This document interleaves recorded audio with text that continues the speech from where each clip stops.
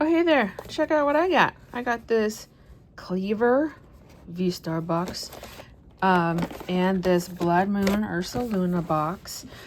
And the other day, a couple weeks ago now, I happened to hit Target when it was a restock. There was a lady who was restocking, and I waited around a little bit. Gave her plenty of space, but if anything, solid were to happen from those boxes, I wanted to be there just in case. Turns out there was not a lot, but what there was this, which I have not gotten yet, and I don't even remember when I got that, but we're gonna go ahead and open that today too. And then probably because I want to talk too much, but I don't know yet. I had another build and battle. This one is Obsidian Flames. I got the build and battles for like 5 sets or so. So I think last time we did the Twilight Masquerade one, and so I want to open up this Obsidian Flames one today as well. So let's take down the packaging, see what we got, and then open them up from there. So let's start off with this Bloodmoon Ursaluna, which again I have opened up on this channel before. Okay, so I bought this online. I've never been to a Shields before, but I saw it online a while back and saw that it was on sale there, and then I think like through Racket-In or something like that, I was able to get cash back. It was like a pretty solid deal. So I was like, why not? Okay, so Bloodmoon Ursaluna. So my plan is to talk to you today about a little bit of the progressive era, because I just taught that lesson yesterday. So why not? So let's look at the promos quick. So as I've said before, this is what a Black Star promo is.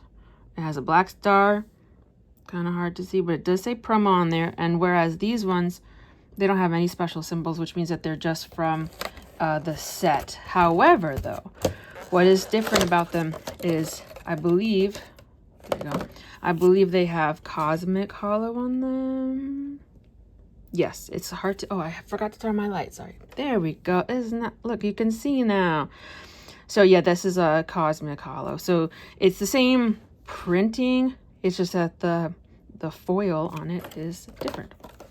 So the progressive era was something that when I was in school, did not pay attention to, did not really care, and nor did my teachers really talk about it. So that was definitely a blind spot when I started teaching.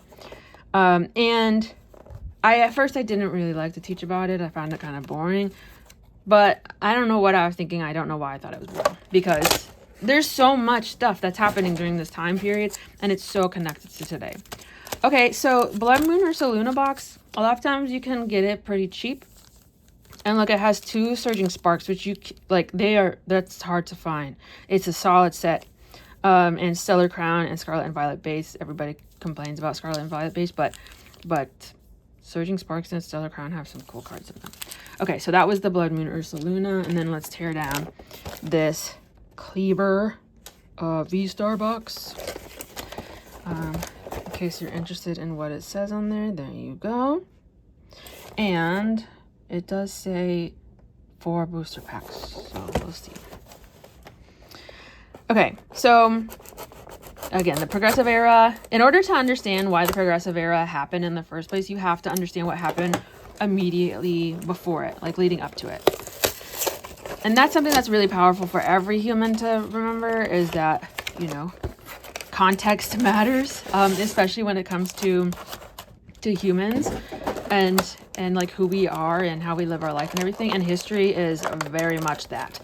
So we have to understand, like, the progressive era would not happen if it wasn't for the era right before that. Now, the era right before that is referred to as the Gilded Age.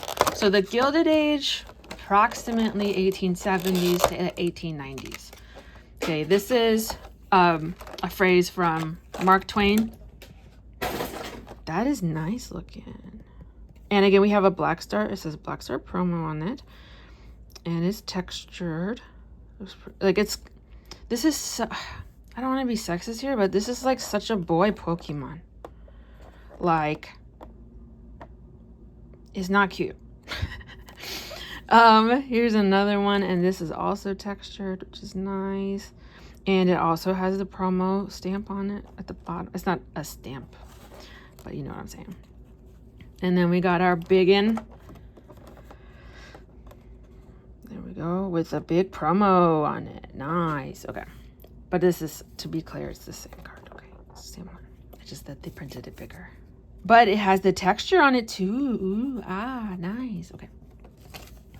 Okay, so that's that. But what packs do we get? We get 2 Lost... wow, why was that hard to say? Lost Origin and 2 Fusion Strike. And an acrylic VSTAR marker. I know this has to do with playing the game. And that's about as far as my understanding goes. And here is 2 code cards. Is that supposed to be like that? I think I got lucky. Congratulations. My computer's okay, great. Okay. So we have the Fusion Strike and Lost Origin from the Kleavor box. And then we have the Surging Sparks, Stellar Crown, and Scarlet and Violet from the Bloodmoon Ursaluna box. Okay, I want to put this out of the way, which means it'll probably slide off onto the ground. Okay. Surging Sparks is good. Stellar Crown. So let's do it in this order for these ones. Top to bottom there. And then I don't really have a bunch of a preference here. Let's just go Lost Origin, then Fusion Strike. I don't know. Okay. So the Gilded Age, as I said, 1870s to 1890s approximately. Okay. Again, Mark Twain coined this phrase, the Gilded Age. If something, I think this is where this phrase comes from. I should have Googled it before I started my video. I'm pretty sure that if something is gilded, it's like a covering, like a gold cover on it.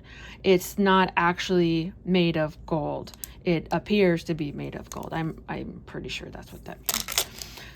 That was a weird opening. I mean, it's legit. I'm not saying that's not legitimate. That was weird. Okay, so what was the Gilded Age? It was ostentatious. It was too much. Again, it was this feeling that it was all high class and everything, but if you look a little bit closer, like right behind those people who are super stinking rich, like it's because of poor, like really poor people who are being taken advantage of. So, you know, not the most pleasant thing. Wow, that was a bust. Okay, let's try Lost Origin again. Second time. So during this time, oh, okay, I guess they both just open like that. Weird. During the Gilded Age, you have this time where you have these massive, like mega corporations. This had never really existed before in human history. Not like this.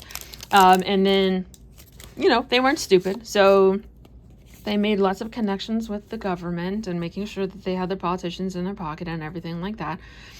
Sound familiar? And what happened was people weren't stupid. Ooh, hello there. That's a good one. And I forgot there's a card trick. Okay, so what is this? Chandelure. TG, Trainer Gallery. If it was GG, it would be Galarian Gallery, but this was a TG. Nice. Okay, so that was a bust, but I mean, I'll take a full art any day. Any day. Neat. Okay.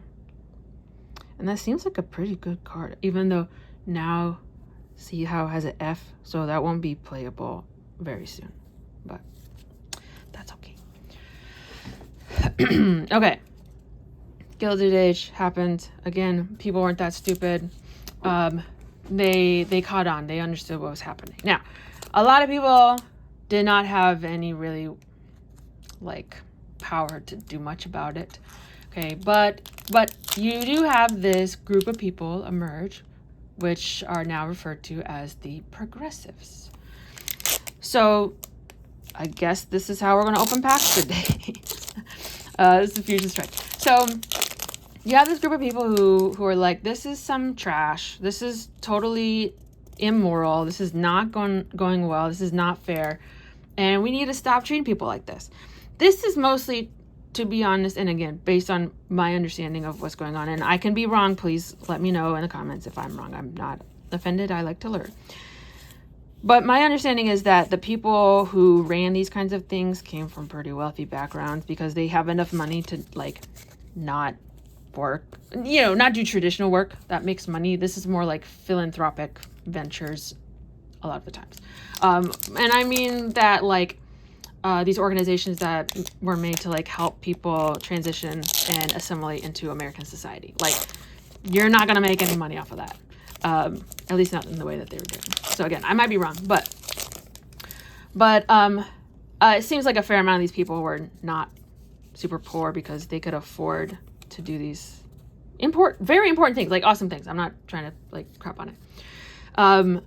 So with the Gilded Age, you have money and power, like political power, being in the hands of a very small few, and again, simultaneously taking advantage of people, paying them nothing.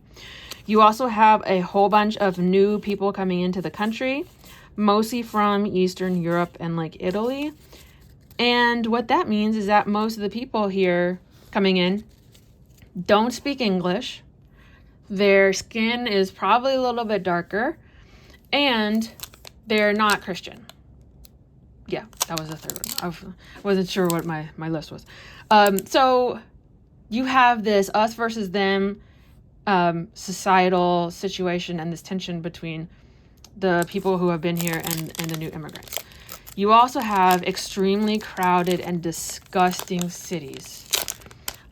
I think it was like 2/3 of the immigrants who came in during this time period did stay in cities. Not everybody stayed in like New York City, for instance, but a lot of people did.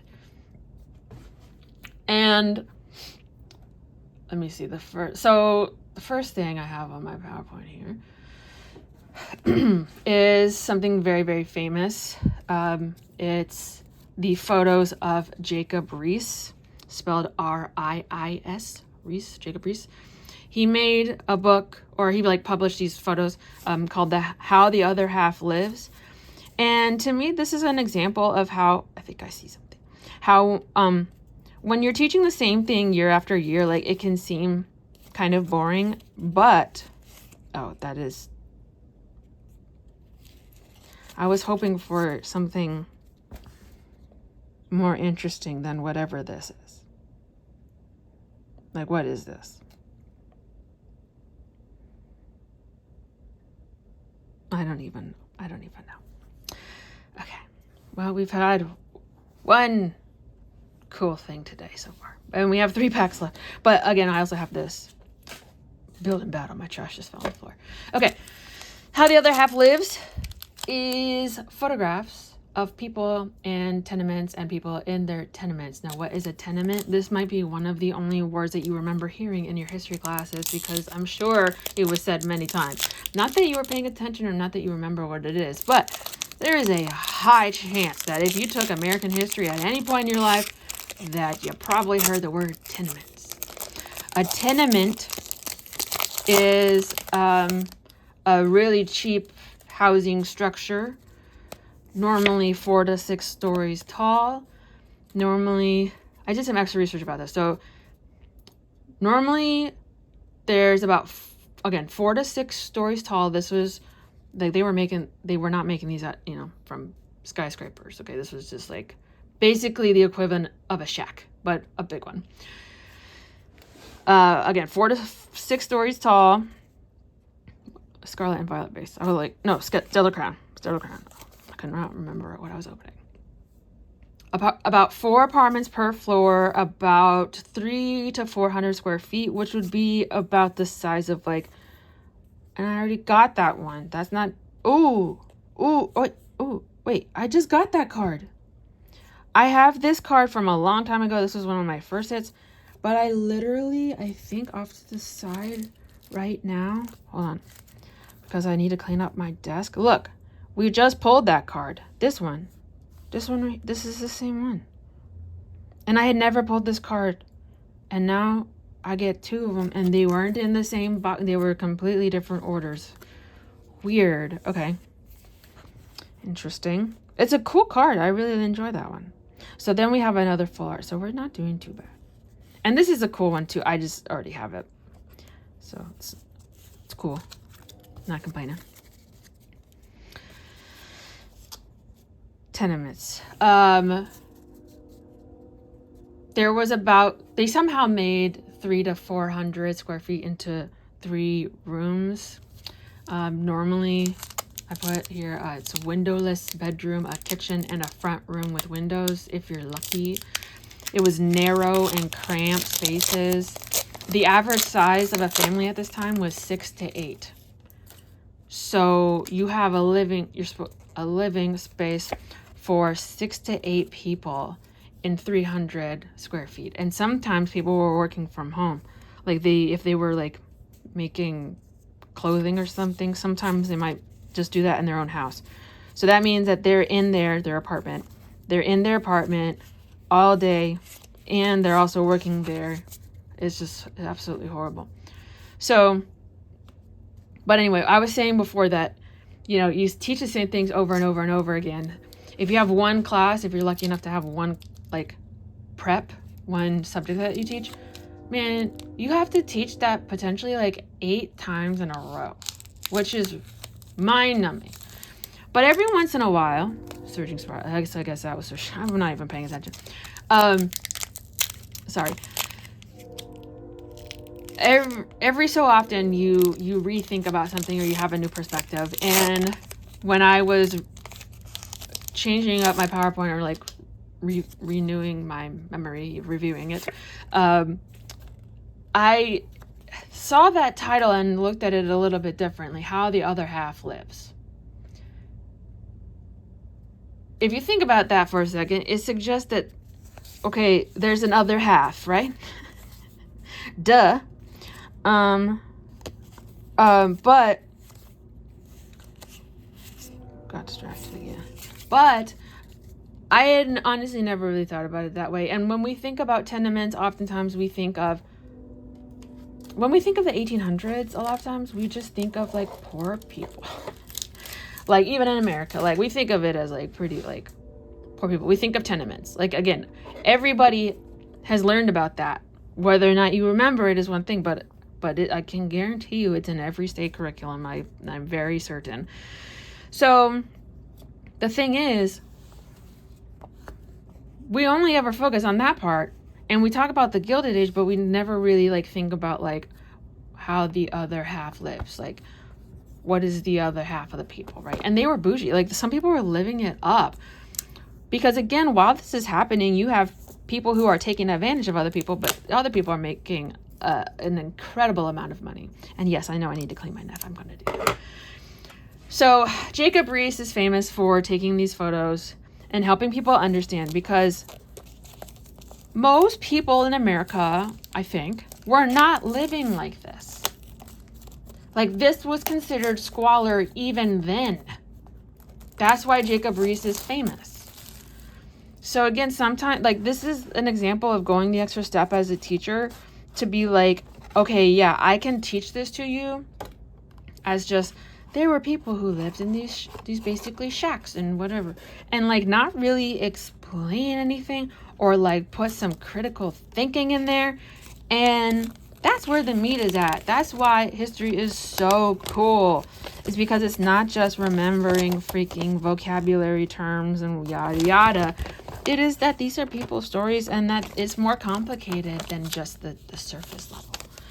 So that was nice and intellectually refreshing to be able to think about something that I've thought about a lot, but in a different perspective, and then give me a fresh take on it. So that was nice. Okay, so here's the deck. This was like the instructions and also the card list. And then we have 4 packs of the box. So again, for a build and battle box, you get a pre-made deck that has what you need in it. And it also has packs so that you can supplement your deck.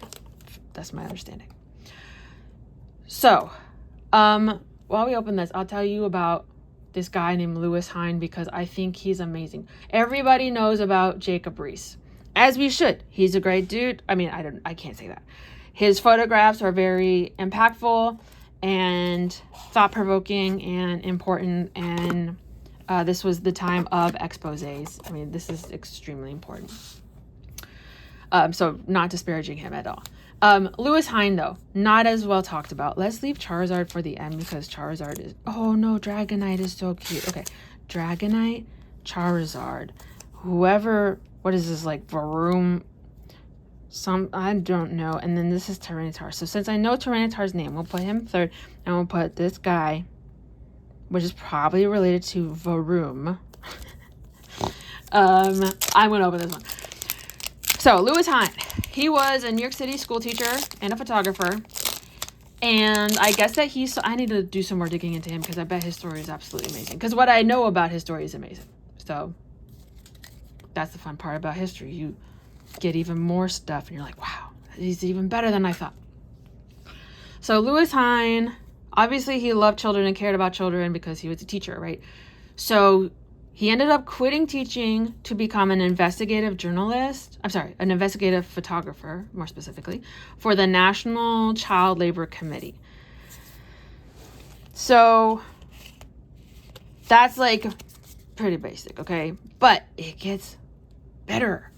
So he traveled all around the country, photographing the working conditions of children in all types of industries, from coal mines, meat packing, houses, textile mills, canneries, literally anything.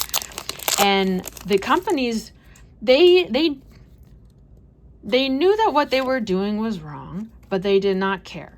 Now, why do I say that? Well, they didn't want people coming in to take pictures of the children. So that suggests, okay, well, then how did he take these pictures? If he's famous for these pictures of children in child labor conditions, well, then how did he take the photos? Well, ooh, hi there. Look at that. I've never gotten a gold energy. Neato. Nice. That's really pretty. Like, I'm more of a silver type of person than a gold, but that looks very nice. Wow, that's cool. Okay, I like Obsidian Flames. The set is small. People say the set is small. 197. Like, is that small? I don't know. But I always get good stuff in here. Like, I feel like it's very satisfying to open Obsidian Flames. Okay. So, this guy, again, lied because he's undercover to get into these factories. And let me see if I have it here.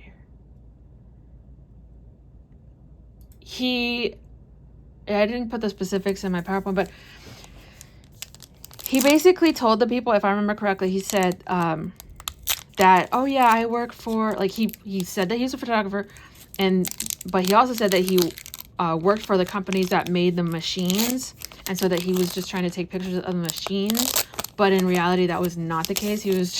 He lied, and he was just in there because he wanted to take pictures of child labor to show the world, because again, most people were not in this situation. Most people were not working in these horrible factory conditions.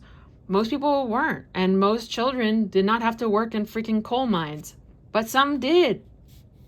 And so he was meticulous with this data too. He made sure that he had exact, where this was, the amount of hours that kids were working and stuff like that.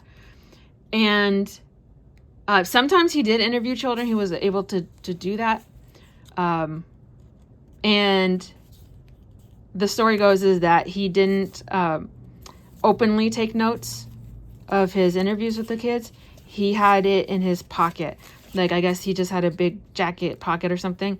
And then, like, he was writing his notes down in his pocket without looking at it, which is quite interesting. And there is a quote that I put in here, that he believed that he had to be, quote, double sure that my photo data was 100% pure, no retouching or fakery of any time. And I think that's very interesting, because you'd think this is the 1800s, like Photoshop doesn't exist yet. That's correct. But photo retouching and playing around with photos definitely was a thing from pretty much the beginning of photography. You have like these old pictures that people are trying to say, oh, there's a ghost in it and whatever. And sometimes it was like I've seen videos where they explain like how they did this process where like you would have like 2 exposures or something and like put them on top of each other. It's like very much like Photoshop, but it's just manual. I put here that he defined a good photograph as, quote, a reproduction of impressions made upon the photographer which he desires to repeat with others. And at some point he started calling his work photo interpretation instead of like photojournalism, and I guess that was because people had interpretations of what the photos are. I'm not really sure. What else do I have? So that's all I have here, but there's a couple more things. So the reason why he did this was because, again, if he felt that if people had actually seen these children, like to hear about children working in mines, oh, that's so sad. Seeing pictures of it does make it feel a little bit worse, because you're putting a human face to that and a children's face too, so a child's face. So that's, more impactful. And it actually, his work did pay off, not monetarily, but he did make a difference. In 1916, Congress passed the Keating-Owens Act, and that was pretty much like the first anti-child labor law. It wasn't anti-child labor. It was just so horrible, like obviously horrible scenarios for children, because it said this Keating-Owens Act had a minimum age for 14 for workers in manufacturing and 16 in mining, a maximum workday of 8 hours, prohibition of night work for workers under the age of 16. And then it was actually smacked down later. And then we didn't get more child or anti-child labor laws until the New Deal, which was in the 30s. So that's kind of wild. Like, you'd think that everyone would be behind not having children, cut off their hands in the sewing machine, but apparently not. And again, he did make a difference, but again, not monetarily. He died in poverty, and not a lot of people paid attention to him. But he's now seen as a very, very important American photographer.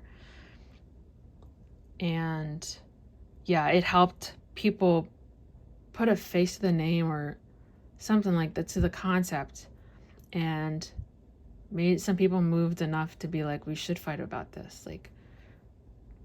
To hear about it is one thing, but to see these children's faces is so powerful. So I will put that in the comments. I will find if there is a website that has his pictures and stuff, I will do that. If not, I'll just post direct links to the Library of Congress photos. They're just stunning. They're very impactful. And not grotesque or anything. It's just the kids in these working conditions, which is absolutely wild. So my next video is probably going to be about current events. I made that new thumbnail. It's 2025 CE, 2025 current events. So I figure anytime that I do a current events video, I'll just have that thumbnail on it, 2025 CE. And I feel like with this new administration, there's going to be a lot to talk about. There's already something I was going to talk about, and it was a tweet, and I was like, I already have something I want to talk about today, but we'll be addressing that soon. So that was the Kleavor box and the Bloodmoon Ursaluna box.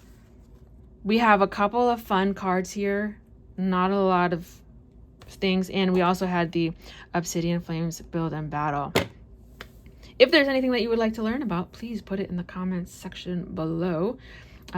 Please like and subscribe and all those things that people ask you to do. So thank you for listening to my ramblings and me getting off task. That's appreciated. And until next time, in which we will see what happens next.